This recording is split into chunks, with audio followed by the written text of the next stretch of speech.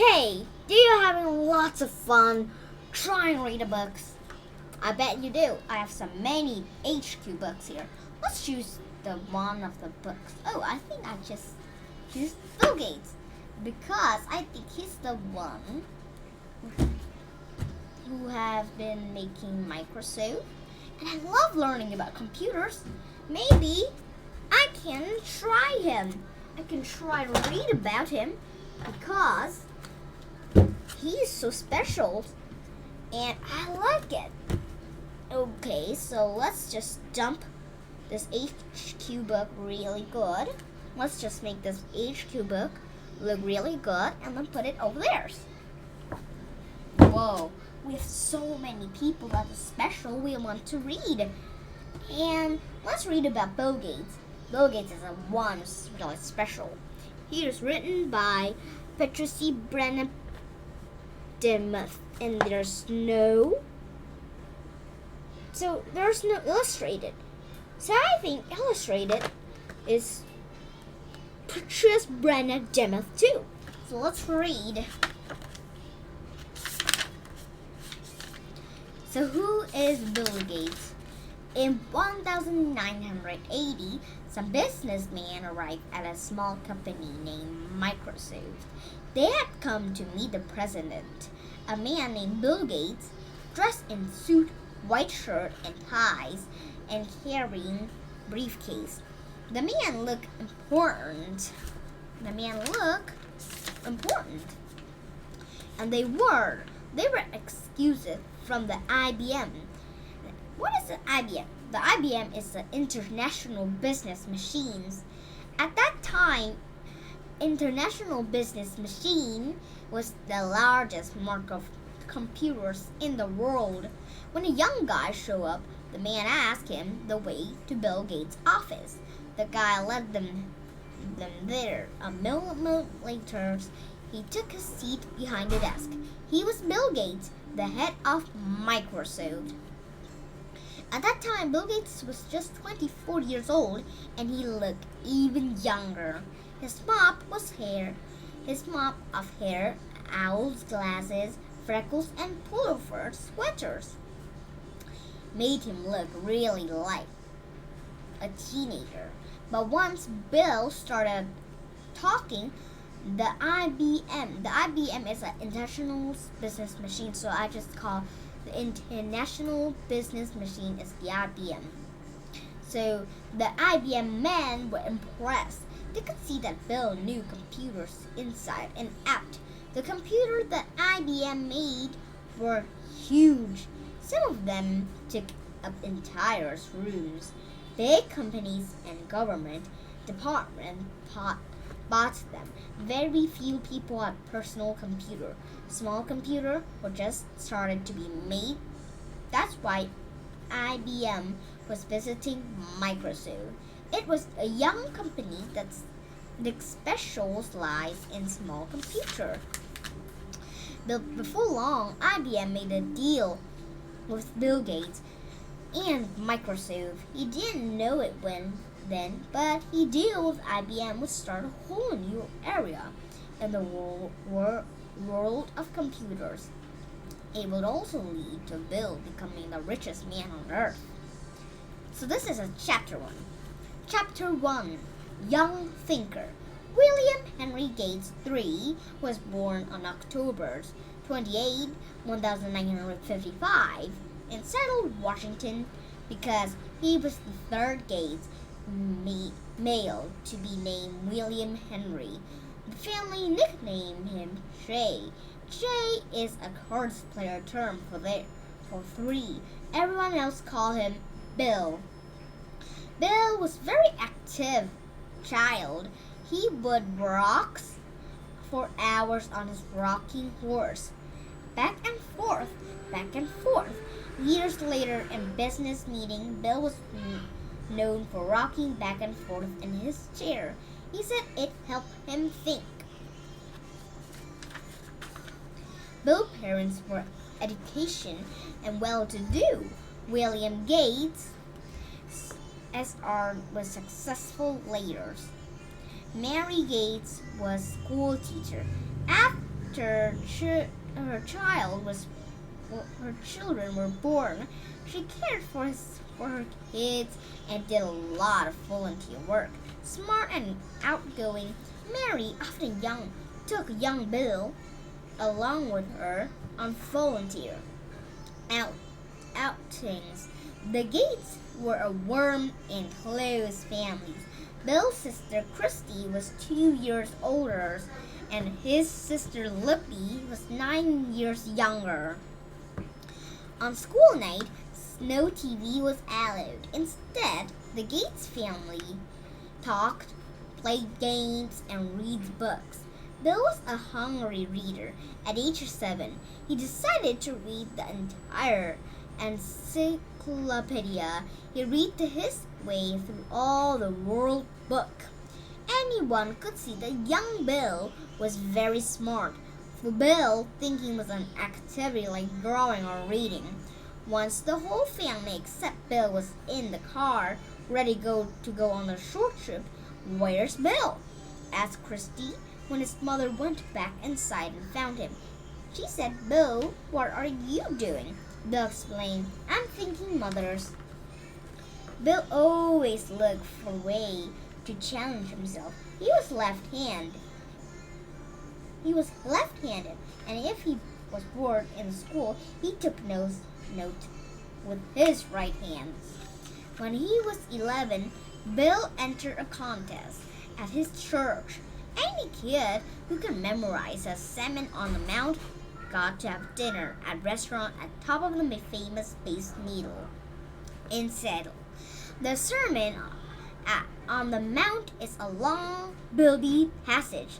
It would fill 17 full pages in this book. Bill learned it all by heart and amazed the ministers. Bill was the only one who didn't make a mistake. I couldn't believe that an 11 years old boy had that kind of mind, the minister said. Bill told the minister matter-of-factly, "I can do anything I set my mind to." Winning mattered a lot to Bill. He hated losing at anything. Each summer, the Gates family stayed 2 weeks at a cabin on Hood Canal near Puget Sound. The place was called Cheerio. Lots of the other young families went to Cheerio too. Weeks they were filled with fun, sport, and games. Every year the kids held their own Olympics. All the kids wanted Bill on their team just because he was smart and used big words. Didn't mean he wasn't good at sport. Bill was small in size, but he made up for it in poor grit. No matter what he did, Bill gave his all. Bill's favorite sport were the one in which you were always moving fast. Bill loved to water ski, ice skate, swimming, and downhill ski. In 6th grade, Bill seemed to close interest in schools. Still, Bill, SR, and Mary saw that their son needed a change. They decided to send him to a private school named Lakeside at the beginning 7th grade. It turned out to be a great decision. The school pointed Bill's life in a new direction. Bill was the smallest boy in his 7th grade class at Lakeside School. Lakeside was then an all-boys school for grade 7 through 12. Teachers at Lakeside worked hard to help kids live their interests. Bill was excellent in math and science, but he hadn't found a special interest yet. One spring day, 1968, a teacher took Bill's and some classmates to a new computer rooms. Actually, there was no computer in the computer room at that time. Personal computers didn't exist. There were only large mainframe computers that cost millions of dollars. Not even a private school like Lakeside could afford one, so Lakeside had brought the next best thing, a teletype machine. At first glance, it looked like a big electric typewriter. Beside it was a telephone that connected the machine to a mainframe computer in downtown Seattle. The teacher showed the boys how to type a command, clackety-clack. The teletype started punching holes on a long spool of paper tape. It made a terrible racket. Soon the teacher's message was spanning through the telephone wires to a computer several miles away. In a little while, the machine typed back to the answer that if it received from the computer. Bill was amazed at what the computer could do. He started to spend all his free time in the computer room. He read every computer manual he could find, and he learned computer language, such as a basic. A computer language is a code used to talk to computers. Several of the Lakeside boys become hooked on the computers too. The boys learned from each other as they went along. Lakeside teacher had planned to learn about computers and then teach the kids. However, it worked the other way around. Bill and his paws become the expert. Then they taught the teachers. At Lakeside, Bill had to discover his life passion, and his sharp minds had focused computers.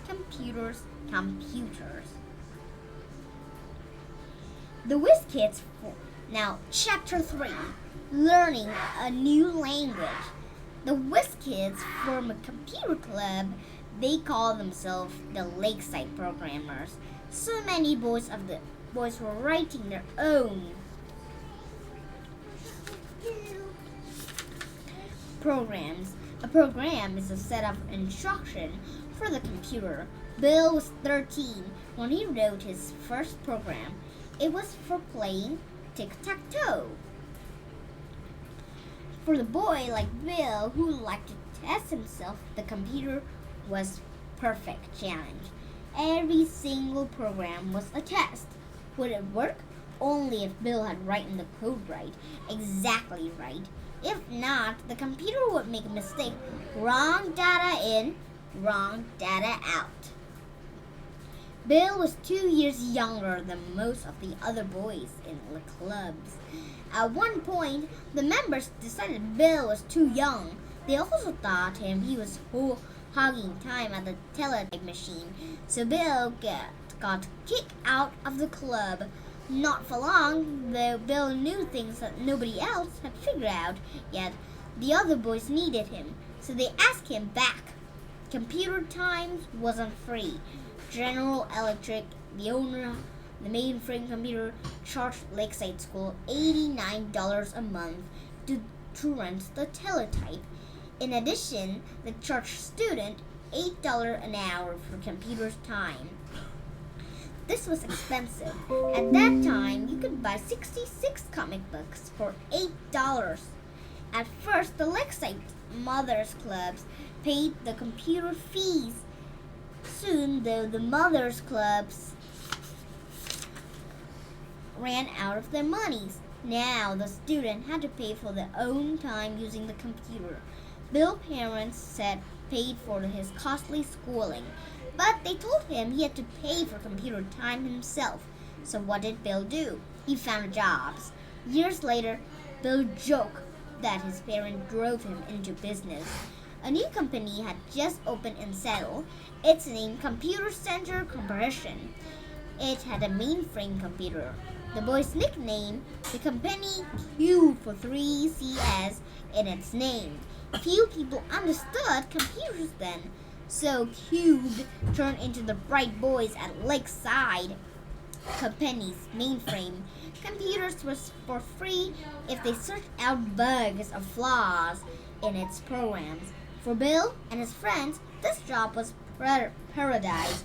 Here was a huge computer worth of millions of dollars. It was under their controls. The boys had to work during off hours, at night, and on the weekends, when the company staff didn't need the computers. So after school, 8th grader Bill often caught a bus and rode to Cube. Many nights, he and his buddies stayed until midnight. If Bill missed the late bus, he'll have to walk 3 miles home. The following years, Cube went out of the business. Bill's career was just beginning at age 15. Bill went into business with one of the other Lakeside programmers. His name was Paul Allen. The boy wrote a computer program called Truff-O-Data. It measured traffic flow in Seattle. Eventually, Truff-O-Data earned the boys $20,000. Bill and Paul Allen were opposite. Paul was 2 years older, soft-spoken, and somewhat shy. Bill was outspoken and ready to argue to make a point. Oddly, the two boys became fast friends. They shared a love of computers. They also both respect each other's ideas and intelligence. Bill and Paul talked for hours and hours about the future of computers. The possibilities seemed endless. They believed computers had the power to change people's lives. During his junior year, Bill got another program job from his own school. Lakeside had just merged with an all-girls school. The class schedule were too complicated to make by hand. Some teachers tried to write a computer program for schedule, but when they failed, they asked Bill and a classmate to help. In exchange, the boys would get $5,000 worth of free computer time. Happy for the challenge, Bill wrote a program that ran Lakeside schedule like clockwork. An extra perk came with the job. Bill found a way to put himself into classes with lots of girls. In 1973, Bill graduated from Lakeside School. By now, he was on the tall side. Everyone at Lakeside knew who he was. He got ready to start college at famous Harvard University. Lakeside School had been life-changing for Bill. There he had discovered computers. He had started his first business and earned thousands of dollars. He had also met Paul Allen, a friend who became his future business partner. Before too long, the two Lakeside programmers would put their minds together to do something that had never been done before. So that's the stories, and it's not end, but I just read to chapter 3. I can read you the chapter 4 and chapter 5 later. I hope you like to read with me. Bye-bye!